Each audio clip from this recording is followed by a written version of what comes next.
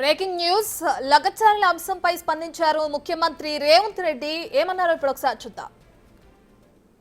జిల్లా పరిషత్ మెంబర్ నుంచి ముఖ్యమంత్రికి వచ్చిన నాకు తెలియవా కష్టాలు, భూమితో ఉన్న సెంటిమెంట్ నాకు తెలియదా, భూమి మన ఆత్మగౌరవం అన్న సంగతి నాకు తెలియదా, గ్రామంలో మన గుర్తింపు, మన గౌరవం, మన ఆత్మగౌరవం, ఊరిలో మనకున్న భూమి, మనం చేసే వ్యవసాయము ఎన్నెట్లో నాగలి కడతాడు అని అంటే వెనకటికి పిల్లనిచ్చేటోళ్ళు, 20 జతలు ఎట్లు నాగలి కడతాడు అని అంటే వాళ్ళకి పిల్లనిచ్చేటోళ్ళు, భూమి లేనోనికి పిల్లనియాలంటే 10 సార్లు ఆలోచన చేసేటోళ్ళు.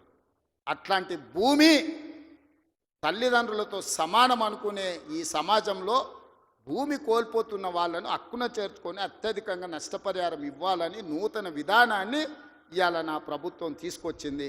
నా మంత్రివర్గ సహచరులు మీరు ధైర్యంగా ముందుకు వెళ్ళండి అని చెప్తున్నారు. నష్టపరిహారం అత్యధికంగా మేము ఇచ్చి భూమి తెచ్చి పరిశ్రమలు నెలకొల్పాలంటే ఇవాళ వాళ్ళు అడ్డం పడుతున్నారు. తెలంగాణ సమాజమా, మీరు ఆలోచన చెయ్యండి. ఇది మన తెలంగాణకు మేలు చేస్తుందా? ప్రతి సంవత్సరం 1,10,000 ఇంజనీరింగ్ స్టూడెంట్లు ఇంజనీరింగ్ పూర్తి చేసుకొని బయటకు వస్తారు. వాళ్ళ ఉద్యోగ ఉపాధి అవకాశాలు ఎట్లి వాళ్ళో మీరు ఆలోచన చేయండి. వాళ్ళ నిరుద్యోగులుగా రోడ్ల మీద వదిలేద్దామా? ఆవారగాళ్ళు అయిపోయి తల్లిదండ్రులకు భారమయ్యి గంజాయి డ్రగ్స్కు బానిసలను చేద్దామా? ఈ తెలంగాణ సమాజ యువతను మీరు ఒక్కసారి ఆలోచన చెయ్యండి. ఆ భూమి నేను తీసుకుపోను, శ్రీధర్ బాబు గారు తీసుకుపోరు, ఉత్తమ్ కుమార్ రెడ్డి గారు అసలే తీసుకుపోరు. భూమి ఏమన్నా సాపలాక చుట్టి సంకలు పెట్టి తీసుకుపోయేదానే? రైట్. ఇక లగచర్ల ఘటనకు సంబంధించి సీఎం రేవంత్ రెడ్డి స్పందించారు. దీనికి సంబంధించి పూర్తి డీటెయిల్స్ అందించడానికి మా associate input editor Nagesh live లో జాయిన్ అవుతున్నారు. రైట్ నగేష్, ఇప్పటికే మనం సీఎం అనడం కూడా చూస్తున్నాం. ఖచ్చితంగా అధికారులపై దాడులు చేస్తే బీఆర్ఎస్ నేతలపైన ఎందుకు కేసులు పెట్టొద్దని కూడా ప్రశ్నిస్తున్నారు. నేను ఎలా చూడొచ్చు అంటారు నగేష్? ఖచ్చితంగా అంటే జడ్పీటీసీ నుంచి ముఖ్యమంత్రి దాకా ఎదిగిన భూములలో తనకు తెలియదని చెప్పి డైరెక్టర్ రేవంత్ రెడ్డి ప్రశ్నించిన పరిస్థితి. ఒక భూమి, ఒక రైతు కోల్పోతే ఎంత బాధ ఉంటుందో తెలుసు. కానీ వాళ్లకు ఏదైతే సంతోషంగా వాళ్ళకు పరిహారం ఇస్తున్నాం, అలాగే యువతకు ఉద్యోగాలు కల్పించడం కోసం ఫార్మాసిటీని ఏర్పాటు చేస్తున్నాం.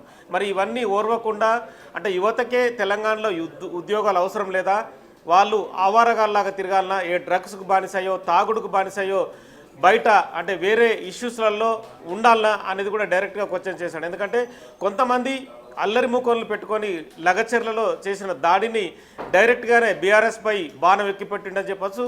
మల్లన్న సాగర్ కావచ్చు, రంగనాయక సాగర్, కొండపోచమ్మ లాంటి ప్రాజెక్టుల కోసం వేలాది మంది రైతుల భూములు గుంజుకొని వాళ్ళకి ఏం నష్టపరిహారం ఇచ్చారని చెప్పి కూడా డైరెక్ట్గా ప్రశ్నించాడు. హరీష్ రావు అయితే మల్లన్న సాగర్ భూముల పేరిట ఒక ఫామ్ హౌస్ నిర్మించుకున్నాడు. మరి వీటిని ప్రశ్నిస్తే మీరు రివర్స్లో దాడి చేస్తారని చెప్పి కూడా రేవంత్ రెడ్డి మాట్లాడుతున్న పరిస్థితి. ఎందుకంటే కరీంనగర్ జిల్లా అంటేనే ఒక అంటే ఉద్యమాలకు ఒక పేరుగాంచిన జిల్లా. ఇదే గడ్డపై నుంచి మాట్లాడుతున్నా ఏదైతే బీఆర్ఎస్ పార్టీ ఆషామాషిగా ఏదో ప్రభుత్వం 10 నెలలే ఏర్పడింది, మళ్ళీ కుర్చీ లాక్కుందామనే ప్రయత్నం చేస్తున్నారు. ఇష్టం వచ్చిన రీతిలో ప్రవర్తిస్తూ 40 మందిని సోషల్ మీడియాలో ఏర్పాటు చేసుకొని ఎవ్రీడే ఏదో చేయాలని చెప్పి ప్రయత్నం చేస్తున్నారు. కానీ ఆ ప్రయత్నాలు ఎవ్వి మీ ఆటలు సాగవు, డైరెక్ట్గా మీ సంగతి చూస్తానని చెప్పి రేవంత్ రెడ్డి ఫైర్ అయిన పరిస్థితి. ఎందుకంటే కేటీఆర్ చిల్లర మాటలు మాట్లాడుతూ దానికి వంతపాటుగా వాళ్ళ బావ హరీష్ రావు కూడా ఇదే యాంగిల్లో మాట్లాడుతున్నాడని చెప్పి కూడా రేవంత్ రెడ్డి ప్రశ్నించిన పరిస్థితి. ఏదైతే